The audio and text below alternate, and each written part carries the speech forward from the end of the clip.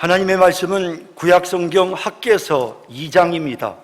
구약성경 1311페이지 학개서 2장 10절에서부터 23절까지 말씀입니다. 학개서 2장 10절에서 23절까지 말씀, 이제 하나님의 말씀을 봉독합니다. 다리오 왕 제2년 9째 달 24일에 여호와의 말씀이 선지자 학개에게 임하니라. 이르시되 만군의 여호와가 말하노니 너는 제사장에게 율법에 대하여 물어 이르기를 사람이 옷자락에 거룩한 고기를 쌓는데 그 옷자락이 만일 떡에나 국에나 포도주에나 기름에나 다른 음식물에 닿았으면 그것이 성물이 되겠느냐 하라. 학개가 물음에 제사장들이 대답하여 이르되 아니니라 하는지라. 학개가 이르되 시체를 만져서 부정하여 진 자가 만일 그것들 가운데 하나를 만지면 그것이 부정하겠느냐 하니 제사장들이 대답하여 이르되 부정하리라 하더라. 이에 학개가 대답하여 이르되 여호와의 말씀에 내 앞에서 이 백성이 그러하고 이 나라가 그러하고 그들의 손의 모든 일도 그러하고 그들이 거기에서 드리는 것도 부정하니라. 이제 원하건대 너희는 오늘부터 이전 곧 여호와의 전에 돌이 돌 위에 놓이지 아니하였던 때를 기억하라. 그때는 20고루 곡식 더미에 이른즉 10고루뿐이었고 포도즙 틀에 50고루를 기르러 이른즉 20고루뿐이었느니라. 만군의 여호와가 말하노라. 내가 너희 손으로 지은 모든 일에 곡식을 마르게 하는 재앙과 깐뿌기 재앙과 우박으로 쳤으나 너희가 내게로 돌이키지 아니하였느니라. 너희는 오늘 이전을 기억하라. 9째 달 24일 곧 여호와의 성전 지대를 쌓던 날부터 기억하여 보라. 곡식 종자가 아직도 창고에 있느냐? 포도나무, 무화과나무, 석류나무, 감람나무에 열매가 맺지 못하였느니라. 그러나 오늘부터는 내가 너희에게 복을 주리라. 그달 24일에 여호와의 말씀이 다시 학개에게 임하니라. 이르시되 너는 유다 총독 스룹바벨에게 말하여 이르라. 내가 하늘과 땅을 진동시킬 것이요 여러 왕국들의 보좌를 엎을 것이요 여러 나라의 세력을 멸할 것이요 그 병거들과 그 탄자를 엎드러뜨리리니 마일과 그 탄자가 각각 그의 동료의 칼에 엎드러지리라. 만군의 여호와가 말하노라. 스알디엘의 아들 내 종 스룹바벨아, 여호와가 말하노라. 그날에 내가 너를 세우고 너를 인장으로 삼으리니 이는 내가 너를 택하였음이니라. 만군의 여호와의 말이니라 하시니라. 아멘. 할렐루야. 오늘 설교는 모두 4단락으로 구성되어 있습니다. 첫째 단락에서는 부정한 삶으로 인해 궁핍하게 된 이스라엘 백성의 문제를 살펴보고, 둘째 단락에서 이스라엘 백성이 가진 문제와 관련된 오늘 우리의 문제가 무엇인지 생각해 보겠습니다. 셋째 단락에서는 하나님께서 이스라엘 백성의 궁핍의 문제를 어떻게 해결하시는지 살펴보면서, 넷째 단락에서 오늘 우리의 궁핍의 문제를 해결하기 위해 우리가 해야 할 일이 무엇인지 생각해 보겠습니다. 성전 건축이 중단되고 모두들 자기 일에 열심이었던 16년의 세월 동안 이스라엘 백성들은 흉년으로 인해서 몹시 궁핍한 생활을 할 수밖에 없었습니다. 이제 하나님은 학개 선지자를 통해 이스라엘 백성들이 그동안에 얼마나 많은 힘든 시간을 보냈는지 되새겨 보게 하십니다. 15절에서 18절에 이제 원하건대 너희는 오늘부터 이전 곧 여호와의 전에 돌이 돌 위에 놓이지 아니하였던 때를 기억하라. 그때는 20고루 곡식 더미에 이른즉 10고루뿐이었고 포도즙 틀에 50고루를 기르러 이른즉 20고루뿐이었느니라. 만군의 여호와가 말하노라. 내가 너희 손으로 지은 모든 일에 곡식을 마르게 하는 재앙과 깐부기 재앙과 우박으로 쳤으나 너희가 내게로 돌이키지 아니하였느니라. 너희는 오늘 이전을 기억하라. 9째 달 24일 곧 여호와의 성전 지대를 쌓던 날부터 기억하여 보라 라고 말씀하고 있습니다.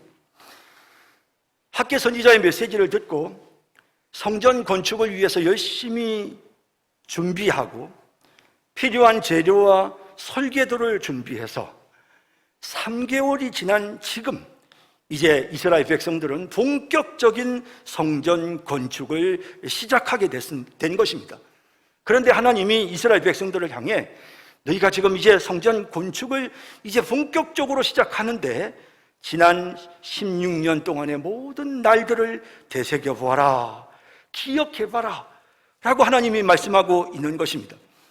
그 시절에 이스라엘 백성들은 흉년으로 인해서 정말 어려운 시간을 보내야 했습니다. 20가마의 곡식을 거둘 수 있는 밭에서 겨우 10가마를 거둘 수밖에 없었고 50그릇의 포도주를 거둘 수 있는 포도밭에서 20그릇의 포도주를 거둘 수밖에 없었습니다. 지난 16년간 이들의 농사가 이리 비참했던 것은 여러 가지 재앙, 깐부기, 우박 때문이었습니다. 다시 말하자면 하나님께서 그들에게 재앙을 내리셨기 때문인 것입니다. 왜 하나님은 이스라엘 백성들에게 이와 같이 궁핍하게 되는 재앙을 내리셨을까요? 이미 우리는 1장에서 하나님께서 학개 선지자를 통해서 말씀하신 내용들을 살펴본 바 있습니다. 그들이 성전 건축보다는 자기 욕심을 채우고 자기 집을 꾸미는 일에 더 빨랐기 때문이지요. 그러나 단지 그 일만 원인이었던 것은 아닙니다. 본문에는 그들에게 찾아온 이 모든 궁핍함이 바로 그들의 부정한 삶 때문이었다라고 명확하게 말씀하고 있습니다. 하나님은 학개 선지자에게, 제사장에게 가서 이 거룩한 성물을 싼 옷이 다른 음식에 닿으면 그 음식이 거룩하여지는지 물어보라고 하셨습니다. 제사장의 대답은 그렇지 않다였습니다. 또 하나님은 제사장에게 시체를 만짐으로 인해 몸이 부정하여진 사람이 다른 음식에 손을 대면 그 음식이 부정해지는지 물어보게 하셨습니다. 제사장의 대답은 그렇다였습니다. 거룩한 물건은 부정한 물건을 거룩하게 만들지 못했습니다. 하지만 부정한 물건은 거룩한 물건을 부정하게 만들어버리는 것입니다. 이 거룩함이라고 하는 것은 다른 곳으로 퍼지지 않지만 부정함이라고 하는 것은 다른 곳으로 퍼져 나가는 것입니다. 자, 이제 그 내용을 11절에서 13절까지의 이 내용을 살펴보겠습니다. 만군의 여호와가 말하노니 너는 제사장에게 율법에 대하여 물어 이르기를 사람이 옷자락에 거룩한 고기를 쌌는데 그 옷자락이 만일 떡에나 국에나 포도주에나 기름에나 다른 음식물에 닿았으면 그것이 성물이 되겠느냐? 성물을 가지고 음식에다 갖다 대면 그게 거룩한 성물이 되겠느냐 하라. 학개가 물음에 제사장들이 대답하여 이르되 아니니라 하는지라. 학개가 이르되 시체를 만져서 부정하여진 자가, 시체를 만지면 이스라엘 백성들은 자기들이 부정해진다고 그렇게 율법에 분명하게 기록되어 있습니다. 자, 시체를 만져서 자기 자신이 부정하여진 자가 만일에 어떤 음식에 손을 대면 그 음식이 부정하여지겠느냐 하니 제사장들이 대답하여 이르되 부정하리라 하더라 합니다. 거룩함이라고 하는 것은 지키기가 어렵습니다. 거룩한 것을 다른 곳으로 퍼뜨리는 것도 불가능한 일입니다. 거룩한 것에 접촉했다고 해서 거룩해지는 것이 아닙니다. 반면에 부정함은 너무도 쉽게 퍼져나갑니다. 부정한 것에 접촉하기만 하면 모두 금방 부정해져 버리는 것입니다.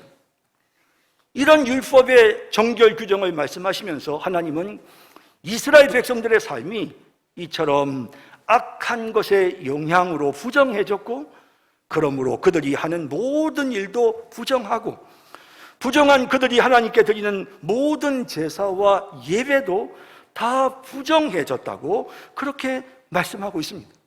14절 이에 학개가 대답하여 이르되 여호와의 말씀에 내 앞에서 이 백성이 그러하고 이 나라가 그러하고 그들의 손의 모든 일도 그러하고 그들이 거기에서 드리는 것도 부정하니라 라고 하십니다. 하나님은 지난 16년간 계속된 흉년은 이스라엘 백성들이 세상과 접하면서 더럽혀졌기 때문에 그들이 하는 모든 일도 더럽혀졌고 심지어는 그들이 드리는 제사도 더럽혀졌기 때문에 그래서 그 더럽혀진 자들로 인하여 하나님께서 이처럼 재앙을 내리신 것이었다고 말씀하고 있는 것입니다. 하나님은 이스라엘 백성들을 흉년으로 궁핍하게 하셨습니다. 왜냐하면 그들이 그 부정한 삶을 버리고 거룩해지도록 하나님께서 그들에게 징계를 내리셨기 때문입니다. 하지만 이스라엘 백성들은 돌이키지 않았습니다. 17절을 다시 보겠습니다. 만군의 여호와가 말하노라 내가 너희 손으로 지은 모든 일에 곡식을 마르게 하는 재앙과 깐부기 재앙과 우박으로 쳤으나 너희가 내게로 돌이키지 아니하였느니라. 이스라엘 백성들은 여전히 부정한 삶을 살고 있었던 것입니다. 그래서 그들에게 하나님은 지속적으로 궁핍한 삶을 살도록 하나님이 끊임없이 재앙을 그들에게 내리셨던 것입니다. 이스라엘 백성들의 이 궁핍한 삶, 이것이 지금 이스라엘 백성들이 겪고 있는 문제였습니다.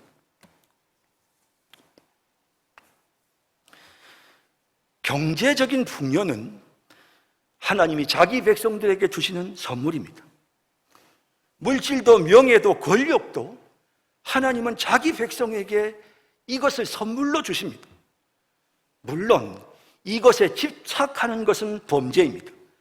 특히 이런 것을 얻겠다고 욕심을 내고 이런 것을 얻기 위해 수단과 방법을 가리지 않는 것은 범죄입니다. 하지만 성경을 보면 하나님의 말씀에 순종하고 하나님을 경외하였던 하나님의 백성들에게 하나님은 세상의 복, 물질의 복을 주십니다. 특히 다른 사람들을 섬기고 돕고 대접하는 이들에게 하나님은 더욱더 그 일을 잘할 수 있도록 물질의 복을 주십니다. 아낌없이 하나님의 일에 사용하고 아낌없이 다른 사람들을 섬기고 돕는 사람에게 하나님은 물질의 풍요를 주십니다. 그리고 그 후손들까지도 물질의 복을 이어받게 되는 것입니다. 하나님은 말씀에 순종하는 백성들에게 물질의 풍요를 주십니다. 왜냐하면 하나님은 복의 근원이시기 때문입니다. 하나님은 천지를 말씀으로 만드신 전능하신 하나님이십니다. 본문에 반복해서 나오는 이 표현 여호와 체바옷 엘로힘, 만군의 여호와 하나님이라는 이 표현처럼 하나님은 모든 군대를 이끄시는 전능하신 능력의 하나님이십니다. 그런 하나님께서 우리에게 물질의 복을 못 주시겠습니까? 하나님은 절대로 인색하지 않으신 분이십니다. 학개 2장 8절에 은도 내 것이요 금도 내 것이니라 만군의 여호와의 말이니라 라고 하십니다. 야고보서 1장 5절에는 하나님은 모든 사람에게 후히 주시고 꾸짖지 아니하시는 자비로우신 하나님이라고 분명히 말씀하고 있습니다. 그러므로 하나님은 자기 백성에게, 자기 자녀에게 경제적인 풍요로움을 주시는 것입니다. 그러나 우리가 더럽고 부정한 자가 되면 물질의 복을 하나님께 받을 수가 없습니다. 하나님이 그런 사람에게는 물질의 복을 주지 않습니다. 왜냐하면 그 물질로 부정한 일을 하는데 쓰기 때문입니다. 돈 많은 부모가 자기가 사랑하는 자식에게 풍족하게 돈을 줬더니 그 돈으로 도박하고 그 돈으로 향락을 추구하고 그 돈 때문에 게으르고 나태하게 살면 아무리 돈이 많은 부모라도 자식에게 돈을 줄 수 없습니다. 그런데 부모가 자식에게 돈을 주었더니 그 돈으로 의미 있는 일을 하고 돈이 있다고 교만하지 않으며 항상 바르게 돈을 쓰고 그러면서도 성실하게 묵묵히 자기 일을 잘한다면 돈 많은 부모는 자식에게 돈을 안 줄 이유가 없는 것입니다. 이처럼 하나님은 우리의 모습을 살펴보신 후에 돈이, 물질이 우리에게 유익하다고 판단되실 때에 하나님 우리에게 물질의 복을 내리워 주시는 것입니다. 돈으로 죄짓고 그 돈으로 교만해지고 그 돈 믿고 게으르고 나태하게 살면 하나님은 결단코 물질을 우리에게 주시지 않습니다. 왜냐하면 물질이 그들에게 복이 아니기 때문입니다. 구약 성경을 읽어보면 이스라엘 백성들이 지은 가장 큰 죄가 첫째는 우상 숭배고 두 번째는 가난한 자를 학대하는 죄라는 사실을 우리가 발견하게 됩니다. 선지자들은 끊임없이 이 두 가지 죄에 대해서 경고하고 책망합니다. 이스라엘 백성들이 우상으로 삼은 것은 바알과 아세라 신만이 아니었습니다. 이스라엘 백성들은 돈을, 재물을 자신의 우상으로 삼고 돈벌이에 급급했습니다. 그러다 보니 가난한 사람들을 도울 줄도 몰랐고 이웃을 섬길 줄도 몰랐습니다. 이런 이스라엘 백성들에게, 이 부정해진 이스라엘 백성들에게 하나님이 내리신 벌은 점점 더 궁핍해지는 것이었습니다. 성도 여러분, 잘 섬기는 사람이 복을 받습니다. 경제적인 풍요를 누리는 사람들은 태어날 때 금수저, 은수저를 물고 태어난 사람이 아니라 잘 섬기는 사람입니다. 흙수저를 물고 태어나도 사람들을 사랑하고 물질을 이웃에게 흘려보낼 줄 아는 사람은 경제적인 풍요를 누립니다. 많은 사람이 부도, 가난도 대물림된다고 생각합니다. 부모가 재력이 있으면 자식도 재력을 가지게 되고, 부모가 자식에게 공부 많이 시켜주고 뒷바라지 잘해주면 자식이 경제적인 풍요를 누리면서 살게 된다고 생각하지만 여러분, 꼭 그런 것만은 아닙니다. 부모가 가난해도 자식이 부자가 되는 경우가 많고요, 많이 못 배워도 부자로 사는 사람이 많습니다. 섬기고 베푸는 일을 잘하면 이 땅에서 부자로 살 수 있습니다. 어떤 분들은 경제적으로 풍요로우니까 잘 섬길 수 있는 게 아닙니까? 라고 반문합니다. 물론 풍요로워 잘 섬긴다는 것도 틀린 말은 아닙니다. 하지만 풍요로워도 잘 섬길 줄 몰라서 조금씩 가세가 기우는 사람들이 있고요, 가진 것이 없어도 평소에 잘 섬겨서 점점 더 풍요로워지는 사람도 있는 것입니다. 교회도 마찬가지입니다. 교회도 많이 섬기면 물질의 복을 받습니다. 교회가 구제하고 선교하고 돕는 일에 인색하면 안 됩니다. 많은 분들이 이런 생각을 합니다. 교회 돈은 하나님 돈인데 아껴야지, 함부로 쓰면 안 돼 라고 생각하는 분들이 있습니다. 여러분, 하나님은요, 아끼는 것을 좋아하는 분이 아니세요. 하나님은 차고 넘치도록 우리에게 부어주시기를 원하시는 하나님이십니다. 퍼주면 자꾸 쏟아지고 솟아나고 채워지는 것이 바로 하나님의 창고라는 걸 우리는 기억해야 되는 것입니다. 하나님은 누가복음 16장에 나오는 불의한 청지기의 비유를 통해서 불의의 재물로 친구를 사귀라고 말씀하셨습니다. 이 청지기에게 이 주인의 재산은 자기 게 아닙니다. 하지만 자기가 그 재물에 대한 권리가 있고 관리를 할 수 있었을 때 그는 그걸 사람들에게 막 퍼주었습니다. 불의의 재물로 내 거 아닌 물건으로 친구를 사귀었습니다. 주인의 재산을 가지고 사람들에게 온갖 생색을 다 냈습니다. 하나님은 이 사람을 지혜롭다고 하셨습니다. 여러분, 하나님이 우리에게 주신 겁니다. 내 거 아닙니다. 그것 가지고 우리는 사람들 많이 섬기고 또 섬겨야 되고요, 교회는 하나님이 주신 물질 가지고 생색을 내야 되는 것입니다. 그럴 때에 하나님이 영광을 받으시고 하나님께서 그렇게 사랑을 실천하면 교회에도 물질의 복을 쏟아부어 주시는 것입니다. 여러분, 교회가 재정의 복을 받아서 물질이 채워진다는 것은요, 다시 말하면 성도들이 헌금을 많이 한다는 것을 의미하고, 또 다시 생각해 보면 그것은 성도들이 물질의 복을 받아서 풍족해졌다는 사실을 의미하는 것입니다. 교회가 펑펑 섬기면 성도들도 복을 받습니다. 여러분, 우리가 이 땅에 살아가는 동안 섬기면서 살아야 됩니다. 물질의 노예가 되어 사는 것이 아니고 물질로 섬기면서 살면 우리가 복을 받습니다.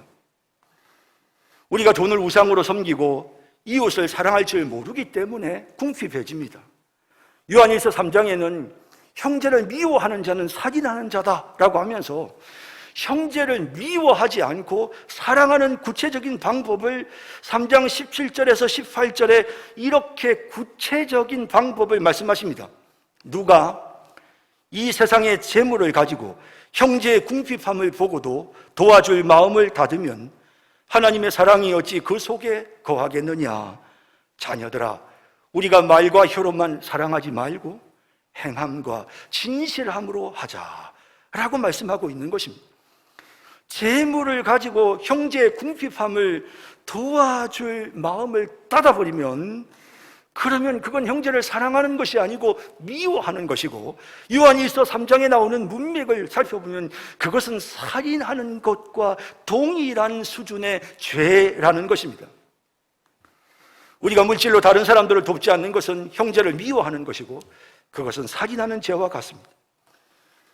다른 사람들을 섬기고 베푸는 일에 인색한 사람들은 물질이 생기면 모두 물질의 종이 되고 맙니다. 물질로 자신의 욕심을 채우는데 급급하기 때문에 물질로 인해 점점 더 더럽혀지는 것입니다. 물질을 우상으로 섬기고 다른 연약한 사람들을 돕지 않느니 이것은 죄이고, 그래서 점점 더럽혀지고 그 결과 하나님은 그에게 더 궁핍하게 만들어 버리시는 것입니다. 물론 모든 궁핍함이 다 우리의 죄의 결과라고 말할 수는 없습니다. 하나님이 우리를 연단하시려고 혹은 겸손하게 하시려고 그렇게 하시는 경우도 있습니다. 나라가 가난하면 국민도 가난해지고, 내가 다니는 회사가 가난하면 직원도 가난해지기 때문에 나의 삶과 상관없이 주변의 궁핍함으로 인해 나도 궁핍해질 수 있습니다. 하지만 이것만은 분명히 생각해 봐야 합니다. 내가 인색하고 돈 때문에 예민하고 그리고 지금 내가 궁핍합니다. 그렇다면 이것은 여러분들의 죄로 인한 결과로 궁핍함이 왔을 수 있습니다. 그러므로 우리는 이제 이 궁핍한 삶을 빨리 정산하고 궁핍함에서부터 벗어나야 되는 것입니다.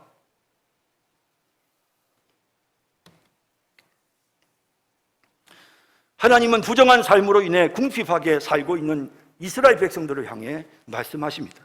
19절에 곡식 종자가 아직도 창고에 있느냐?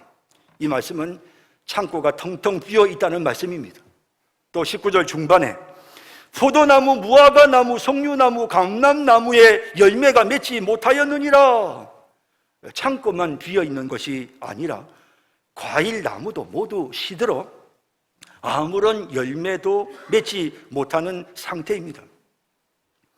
지난 16년간 흉년이 계속되었고 학계 선지자를 통해 하나님의 말씀이 선포되는 바로 그 순간에도 제대로 먹을 것이 없는 궁핍한 상태였습니다. 그런데 하나님은 19절 후반에 이렇게 약속하십니다. 그러나 오늘부터는 내가 너희에게 복을 주리라. 그 오늘이 언제입니까? 10절에 다리오 왕 제2년 9째 달 24일에 여호와의 말씀이 선지자 학개에게 임하니라 라고 되어 있습니다. 9월 24일입니다. 성전 건축을 명하신 것이 6월 1일, 공사를 시작하기 위해 모인 것은 6월 24일, 그리고 그로부터 꼭 3개월이 지난 9월 24일. 이제 모든 준비가 끝나고 본격적인 성전 공사가 시작되었던 바로 그날부터 하나님은 그들에게 복을 주셨던 것입니다. 이날을 태양력으로 환산하면 BC 520년 12월 18일입니다. 오늘이 12월 19일이니 딱 지금 이때입니다. 여러분, 이스라엘은요, 지금 이때가 가장 많은 비가 내리는 시기입니다. 12월과 1월에 이스라엘에 내리는 비의 대부분이 그 기간에 내립니다. 이때 비가 내려야만 농사가 제대로 될 수 있었던 것입니다. 이제 하나님은 이스라엘 백성들이 성전 건축에 제대로 애쓰고 노력하는 모습을 보시고는 그들에게 멈췄던 비를 내려주시겠다고 약속하시고 계시는 것입니다. 16년간의 흉년이 지금 한순간에 물러가게 하겠다고 하나님이 약속해 주고 계시는 것입니다. 이스라엘 백성들이 이제 본격적으로 성전 건축을 시작했다는 것은 그들이 부정해진 자신의 삶을 버리고 거룩한 삶을 향해 나아가는 것을 의미합니다. 그들에게 성전 건축은 하나님을 향해 거룩한 삶을 살기로 결단하고 새 출발하는 것을 의미합니다. 그들이 이처럼 새 출발했을 때 하나님은 그들에게 비를 주시고 풍요로운 소출을 거두게 하셨던 것입니다. 여러분, 하나님은 이스라엘 백성들에게 복을 주시기를 원하셨습니다. 그들이 부정함을 버리고 거룩한 모습으로 살기만 하면 하나님은 언제나 풍성한 복을 내려주십니다. 예레미야 29장 11절에서 13절에 하나님은 이스라엘 백성들을 향해 말씀하십니다. 여호와의 말씀이니라. 너희를 향한 나의 생각을 내가 안하니 평안이요 재앙이 아니니라. 너희에게 미래와 희망을 주는 것이니라. 너희가 내게 부르짖으며 내게 와서 기도하면 내가 너희들의 기도를 들을 것이요 너희가 온 마음으로 나를 구하면 나를 찾을 것이요 나를 만나리라 하십니다. 하나님께서 때로는 우리에게 재앙을 내리시기도 하지만 하나님이 정말 주시고 싶은 것은 평안이고 찬란한 미래이고 희망인 것입니다. 이제 이스라엘 백성들이 자신들의 부정한 것을 버리고 하나님께로 나아가자. 하나님은 그들의 궁핍함을 해결해 주시고 그토록 주고 싶으셨던 풍요로운 복을 이제 이 백성들에게 내려주셨던 것입니다. 여러분, 우리도 마찬가지입니다. 혹시 지금 물질의 궁핍함을 느끼십니까? 열심히 일해도 소득이 기대에 미치지 못하십니까? 그리고 여러분 자신을 돌아보니 물질의 종이 되어 있고 다른 사람들을 섬기고 돕는 일에는 인색하다는 생각이 드십니까? 만일 그렇다면 그 모든 죄로부터 돌아서야 합니다.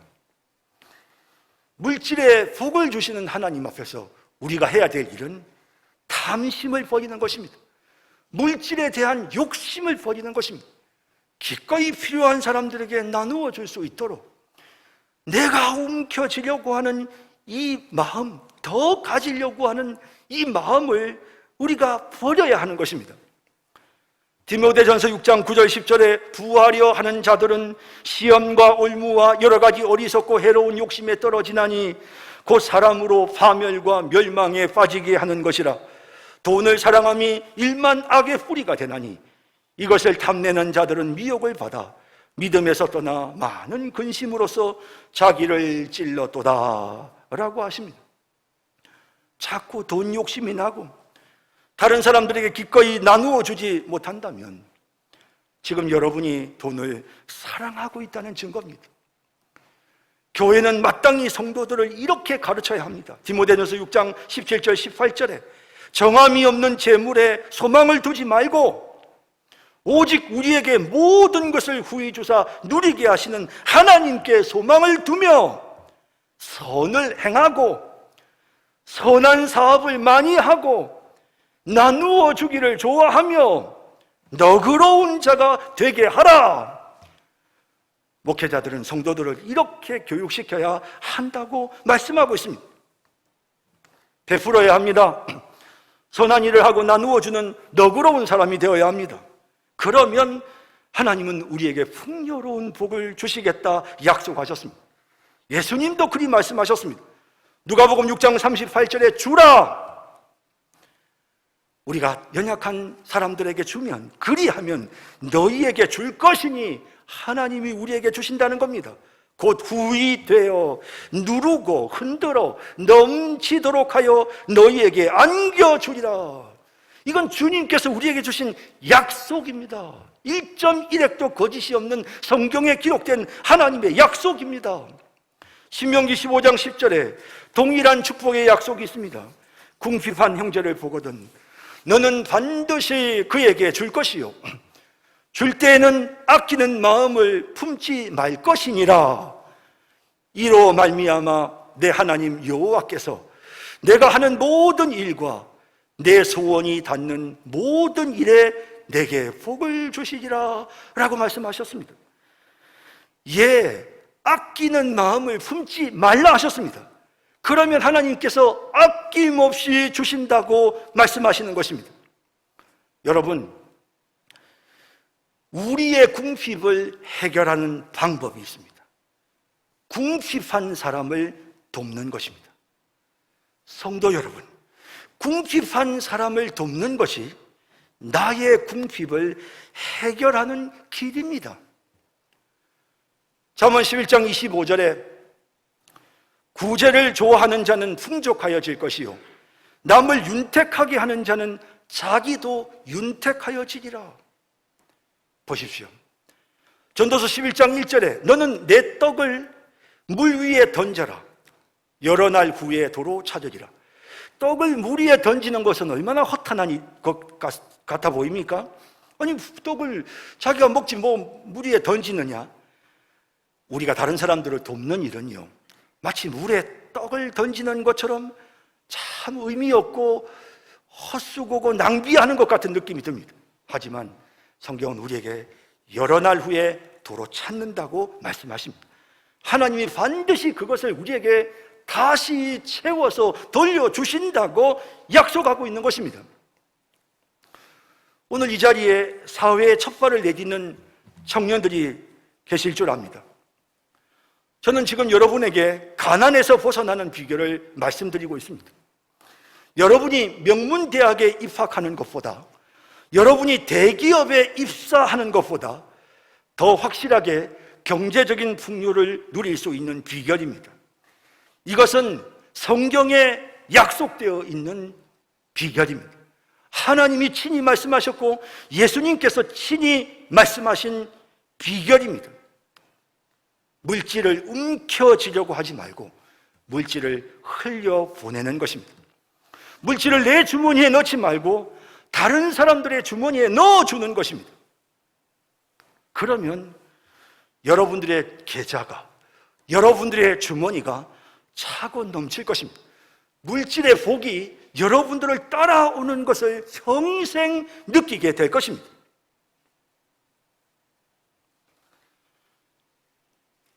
오늘 본문에는 우리가 주목해야 될 매우 의미 있는 내용이 한 가지 기록되어 있습니다. 그것은 같은 날 학계 선지자에게 주신 두 번째 메시지, 맨 마지막 부분에 나오는 내용이었는데요, 거기에 스룹바벨이라는 사람이 등장합니다.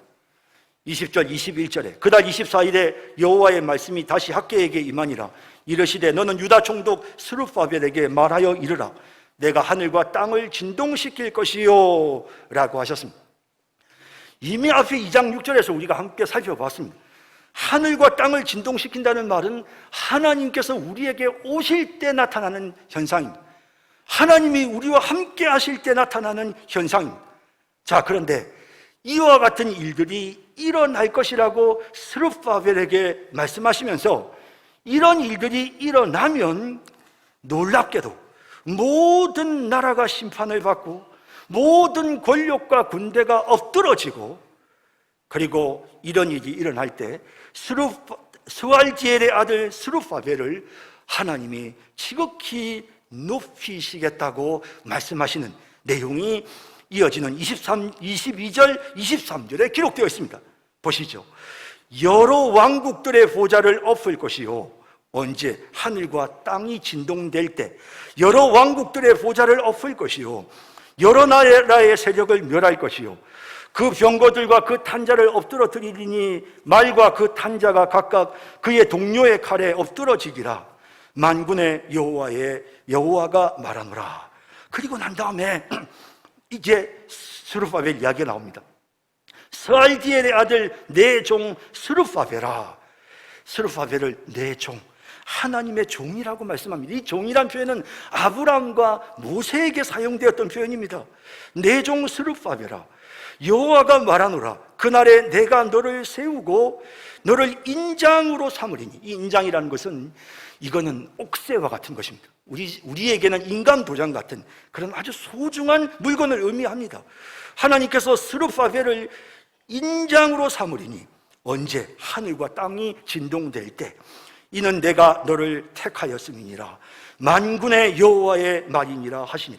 이 만군의 여호와란 말이 계속해서 반복되면서, 그러면서 이 스룹바벨이 엄청난 일을 하게 된다는 사실을 말씀하고 있습니다. 이 백성들이 부정한 삶을 살고 이들이 궁핍한 상황에 있을 때 하나님은 이들을 풍요롭게 해주시기 위해서 그들이 지금 성전을 건축하는 일을 하고 지금 그들이 거룩해지려고 몸부림을 치고 있지만 이들의 이 거룩함의 노력이 오래 가지 못하는 것을 아시는 하나님께서 근본적으로 이들을 거룩하게 만드시고 이들에게 풍요로운 복을 주시기 위해서 하나님은 스룹바벨을 세우시겠다는 것입니다. 여러분, 이 말씀은요, 스알디엘의 아들인 스룹바벨의 후손에서 메시아가 탄생하게 된다는 사실을 약속하시는 말씀입니다.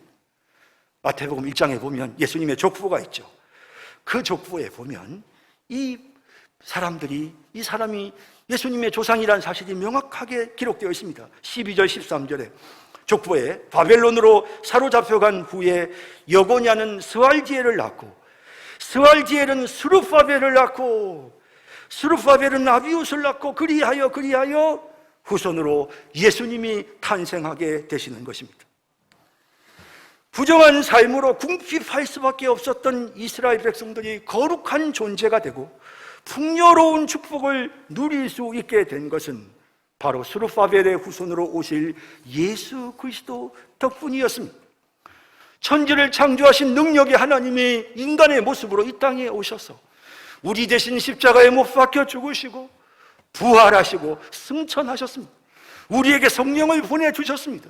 천지가 진동하는 이 사건으로 인해 우리는 부정한 자에서 거룩한 자로 새로워지게 되었습니다. 그 결과 우리는 과거에는 궁핍한 자였으나 이제는 풍족한 자가 된 것입니다. 예수님은 말씀하셨습니다. 내가 온 것은 양으로 생명을 얻게 하고 더 풍성케 하려는 것이니라. 예수님은 우리에게 풍성한 삶을 주시기 위해 이 땅에 오신 것입니다. 우리가 아무리 노력해도 거룩해질 수 없었지만 왜? 죄가 우리를 금방 오염시키기 때문입니다.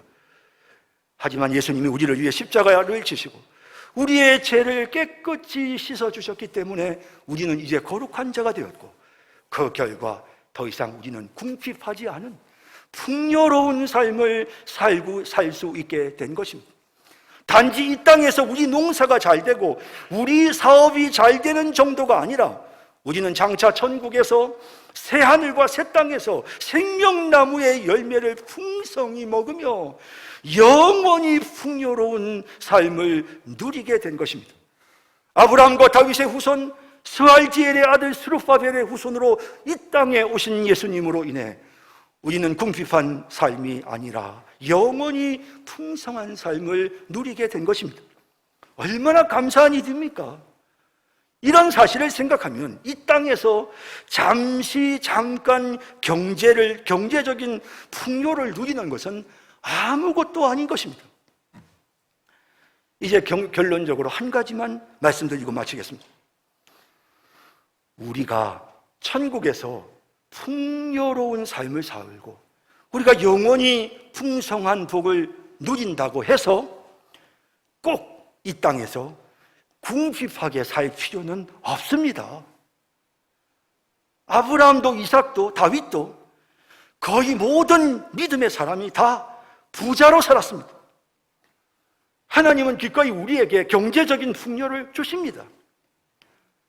단지 우리가 물질의 종이 되지만 않으면, 우리가 그 물질을 가지고 사람들을 섬기고 도우며 산다면 하나님은 우리에게 물질의 풍요를 주십니다. 그렇게 되면 우리는 영원한 천국에 우리의 상급도 쌓아둘 수 있는 것입니다. 예수님 때문에 영원히 풍성한 복을 누리게 되신 성도 여러분, 물질을 움켜쥐지 말고 사람들에게 잘 사용해서 이 땅에서도 풍성한 복 받고 하늘에서도 상급 쌓는 우리 모든 성도들이 되시기를 주님의 이름으로 축원합니다. 사랑의 주님, 오늘 이 시간 하나님의 말씀을 우리의 마음에 꼭 새기게 해주시고, 하나님 성경에 이렇게 명확하게 궁핍과 가난에서부터 벗어나 하나님 앞에 풍요로운 복을 누릴 수 있는 방법을 말씀해 주셨는데, 하나님이 이 말씀을 믿지 못하는 어리석은 자가 되지 않게 해주시고, 이 말씀을 그대로 믿고 순종해서 이 말씀이 이루어지는 것을 경험하고 자신들의 경험을 후손들에게 가르치고 다른 성도들에게 가르치면서 이런 아름다운 축복의 삶이 더 많은 사람들에게 확장되는 그런 은혜가 우리 교회에 임하게 하옵소서. 예수님의 이름으로 기도드립니다. 아멘.